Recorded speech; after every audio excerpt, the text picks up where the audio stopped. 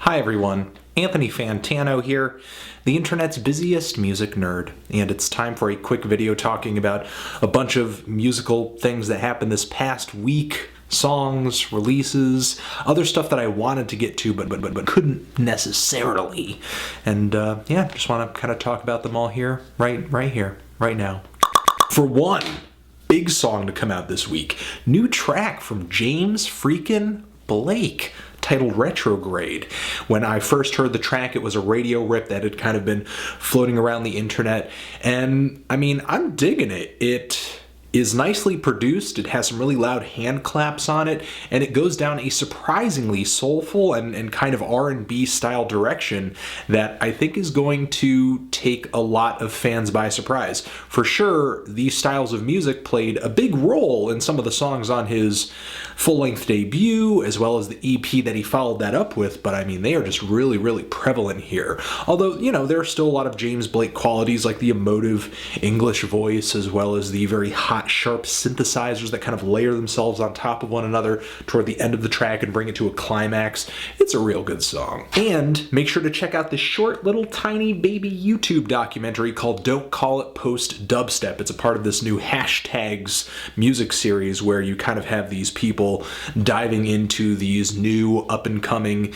internet-bred genres of music and kind of getting close and personal with the artists and asking them how they feel about kind of being, you know, within the confines of this new emerging style, what exactly this style means, and how they personally approach creating the music that they make. It's actually pretty interesting. They must really create a comfortable atmosphere with the people they get on camera because, you know, they dump a lot of dirt. And next, another track that I loved this week. It is a track from the band Grave Babies that have a LP dropping on Hardly Art very soon titled Crusher. And the two songs that have come out so far from this album are No Fear and Over and Underground. I love Over and Underground, which is a really awesome post-punky track that is not only minimal with its drums, it's shoegazy with its guitars, and has some really twisted lead vocals. There are some twisted, deep, kind of demonic lead vocals all over this new album. They're pretty unsettling and weird. I'm not sure if they're naturally that way or if they're being fed through some kind of pitch shift or something like that. Either way, they sound pretty odd and really attention-grabbing. Next, if you're into something that is a little funky, a little fast, and alternative rock flavored, Red Hot Chili Peppers have a new song out, though Anthony Kiedis' vocal is pretty good, and I like Flea's very busy bass line all over the track. There's not too much more that I like about it. I'm just kind of crossing my fingers and hoping that I like this next LP they're going to drop more than their last album. And if you're in the mood for some doom, check out the band Moss and their new track Horrible Nights from their forthcoming LP, Horrible Night. It's very noisy, it's long, it is intense. And as long as we're talking about some doom, Bongripper has a new split out with the band Hate, which is a group that most certainly lives up to their freaking name with their speed and pummeling intensity. It's not really the most, I guess, sort of congruent split that you'll run across in terms of one band's style and another band's style, but, you know, it's still pretty interesting to get two extreme acts on the same split. Give it a listen. Bongripper certainly has a really long, noisy, experimental track on this one. Next, Fat History Month with Bad History Month. This is a new track from a band that's about to go out on a big tour with the group Pile, and they're actually on the same label as them, Exploding in Sound, which is a label that has a really good knack for grabbing these indie rock groups that have an old school indie rock flavor, but simultaneously kind of have some element of folk in them, maybe a little bit of singer-songwriter too, and, you know, I'm really liking the groups that these guys kind of bring to the table. Hopefully they kind of grow with this sound. I know this particular sound isn't really hot right now, but at least it's being done very well by groups like Bad History Month and Pile. And also the clipping album Midcity. These guys are a Los Angeles hip-hop outfit, experimental hip-hop, noisy hip-hop. However, it's not really noisy and aggressive in the same way that like Death Grips is or something like that. It's actually pretty subtle, pretty quiet, a lot of very laid-back, blunted kind of flows, a lot like the guy Blue. you know, an MC like Blue, I would compare their flows to his. And the beats underneath these raps, textured, very noisy, very glitchy, but quiet noisy. You know what I mean? There's a lot of strangeness there. There's a lot of weird sounds, but they're not abrasive and just really loud and in your face. It kind of creates an interesting atmosphere to have something, I guess, sort of so rough, but also kind of calming, warming. And also, as long as we're talking about awesome instrumentals, Bannon has a new collection of tracks out called Caligula Theme Music. This guy is another hip-hop producer, and these beats that he has pulled together, his latest collection of beats, and I think his best, are ethereal, they're atmospheric, they're trap flavored, they have a lot of personality. A few of them feature vocals, but many of them do not need them. And on our hip-hop producers train, we go next to Karriem Riggins that has a track out called Chopped Worm, which is a chop of the song Funky Worm by the band Ohio Players, whose lead singer Sugarfoot recently passed away. Now, he kind of takes the track and makes his own beat out of it, while also kind of referencing and pointing to the history of the song and hip-hop in general. It has been sampled by many, many, many artists over the years, including NWA and Kendrick Lamar on his latest album too. Now, there's a bit more hip-hop history relating to Karriem Riggins this past week. He also did a video with yours truly talking about the final track on his new full-length LP Alone Together, which is a J Dilla tribute. This past week was J Dilla's birthday. Rest in peace, J Dilla. And it was actually Nujabee's birthday this past week as well. Rest in peace to him. And next we go to Lil B with the Pink Flame mixtape. I mean, really at this point, what can you even expect from Lil B? This mixtape to me doesn't really stand out personality-wise against many of the others that he has put out, because, I mean, he's still kind of on this bizarre tip. There are songs on this tape like the track Eat, which have become really one of my favorite Lil B tracks ever. And, you know, I'm just going to keep listening to every single tape he drops.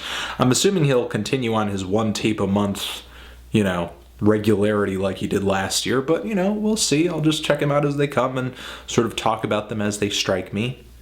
Next, Colin Stetson has a new track out. Saxophone adventurer, avant-gardist, experimentalist. He has a new LP on the way, New History Warfare, Volume 3, of course, the successor to the previous two New History Warfare Volume albums. And this new track of his, High Above a Great Green Sea, is actually nothing entirely new when it comes to his musical style. You know, just solo sax pieces recorded in interesting ways with all sorts of weird phantom noises coming out of the sax due to his continuous breathing technique, but it still is a really good song and an exciting tease toward this new LP, which I believe is going to have a good handful of collaborations with Justin Vernon on it. And after that, the band Everything Everything, the UK band Everything Everything, has a new EP out this month on a record label run by Julian Casablancas of The Strokes. It's the Cough Cough EP, which is really the biggest track off of their latest LP, Arc, which is out right now in the UK. Hopefully that album is coming out in the US later this year, because from what I am hearing on this EP, it could be really good, at least in my opinion. There's a lot of eccentric, layered vocal harmonies on this thing, some really strong drum beats that kind of reminds me of Battles occasionally, and some really strange hooks, interesting melodies. It's an engaging collection of tracks on this new EP. All right, continuing. Actress, Silver Cloud 12-inch. This electronic music producer has put together 3 tracks that are as long and as just, I guess, sort of entrancing as music from his album Splash, but also simultaneously noisy and textured like what I've heard on R.I.P. It's just not as layered and as detailed as I would like, but still I like this combination of elements coming from him on this 12-inch. And finally, for tracks, Depeche Mode has a new single out titled Heaven, which is actually not that bad. It's a little glossy, a little modern, and very sort of squeaky clean in terms of production, but the melody ain't bad, the hook ain't bad, the vocals are decent, and I'm looking forward to their new LP. And now we go to some albums. And we're going to start with the new Kongh LP, Soul Creation. These guys are a doom metal outfit. Their new LP has some really lengthy heavy tracks on it. However, me personally, I was just not really enthralled with the vocals all that much, and I thought that these very long songs, these monolithic songs, could have used just some more detail and just some more variation to kind of, make the length that they last a bit more bearable.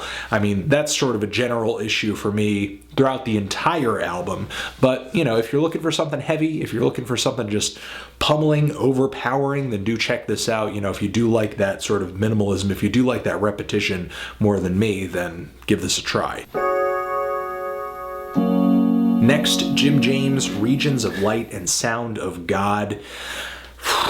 I mean, Jim James, you know him from My Morning Jacket frontman, whose music I have reviewed on this channel, and I enjoy their music as well, but this album does not really go down that folky territory that one would expect from Jim James. It's actually more of a neo-psychedelia affair, which isn't really a bad thing. I mean, what kind of disappoints me about this LP is that the sounds are just so lackluster and kind of plain and not really all that psychedelic or mind-bending at all. And on top of that, which kind of upsets me, is that Jim's voice on this record does not really go over all that well. There are a lot of points where I feel like he's either missing notes, he's straining, and he's just not really putting that power into his voice like you would normally hear on a My Morning Jacket record. On the MMJ records, his vocals usually sound fantastic. I don't know if there were just kind of some weird strenuous conditions when it comes to the recording of this LP, which kind of kept his vocal takes from being as great as they typically are,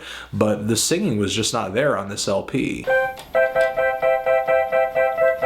Next, Currency with New Jet City, Spitta Man, New Orleans MC, one that I have reviewed on the channel before and have not really enjoyed his music in the past. And though some people have approached me and said, hey man, this mixtape's going to change your mind, this mixtape is going to change your perception about Spitta, I still feel the same way. It doesn't matter what kind of MCs he guests with, what kind of beats you put this guy on, his voice still sounds boring to me. He still sounds just kind of plain, unenthusiastic, no energy, no emotion. I mean, he just sounds really chill, really laid back. On this mixtape, more baked than ever, and is pretty much just sticking to the same kind of lyrical topics. Living in that life of luxury, smoking a little pot, hanging out with some girls, cars, money, that jet life. Honestly, I just don't see the appeal, especially for a sober person. I understand that there is a time and a place for music like Currency. It's just I'm not the kind of person who ever has that time or place, come into contact with my everyday life.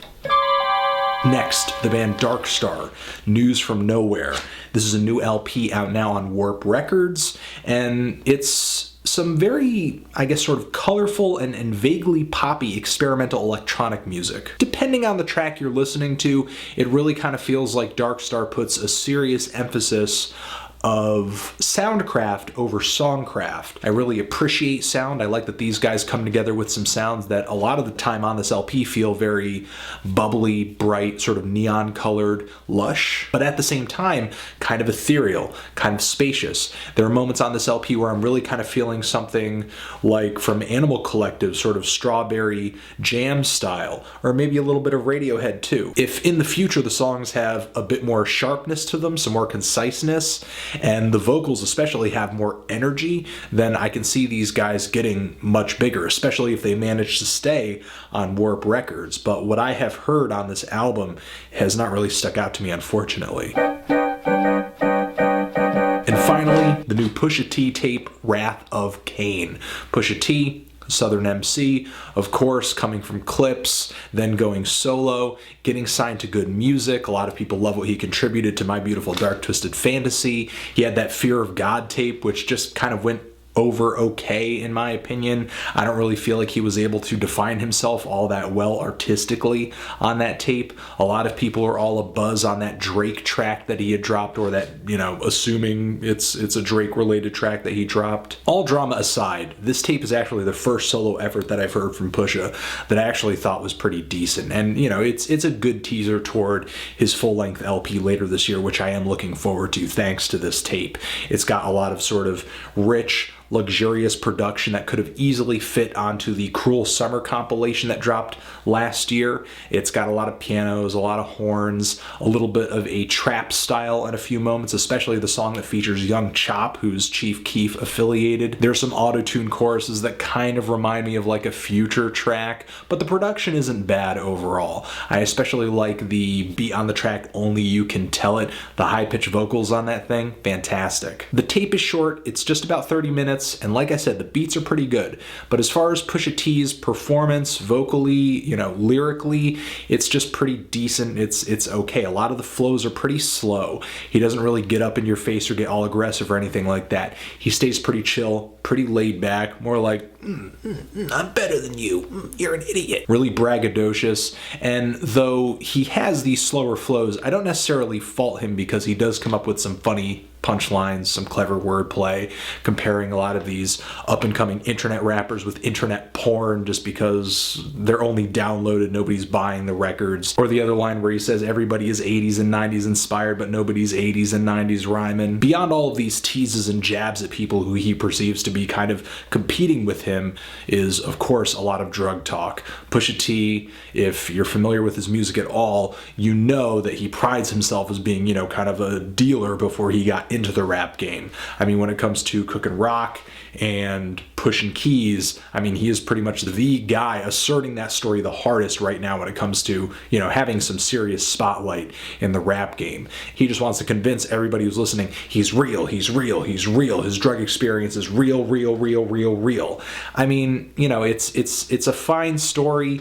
I love albums that include this kind of talk, whether they're real or not. I mean, whether you're Pusha T or you're kind of like Ghostface Killah with Fish Scale and you're kind of telling this story from, you know, a Don perspective and you're dealing drugs and, you know, it's kind of like a Scarface sort of thing. I think with a lot of the tracks on this tape, Pusha T shows that he has more potential and has more personality than he did on Fear of God. And I'm just going to leave it at that. I'm looking forward again to his forthcoming LP and we'll see if that appeals to me or not. All right, that's pretty much it for this Quickies segment. Did you like any of these songs or albums that I talked about? Hate any of them? And why? Thank you for watching. Anthony Fantano, Quickies forever.